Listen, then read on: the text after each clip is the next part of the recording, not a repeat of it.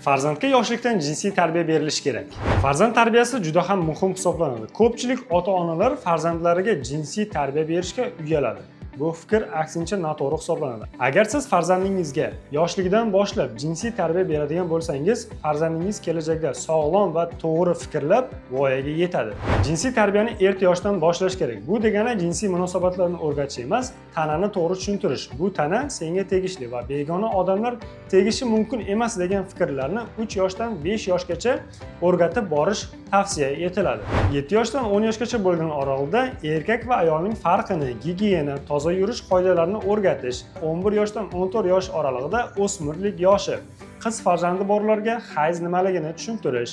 O'g'il farzandi borlarga ovoz o'zgarishi, libidoning paydo bo'lishi, tushda ehtilom, ya'ni bo'shalib qo'yish holatlarini to'g'ri ilmiy tomondan tushuntirib berish tavsiya etiladi. Ota-onalar uyalmang. Farzandlaringiz sizga mana shunday jinsiy hayot haqida uyatli savollar beradigan bo'lsa, farzandlaringizga to'g'ri tushuntirishga harakat qiling.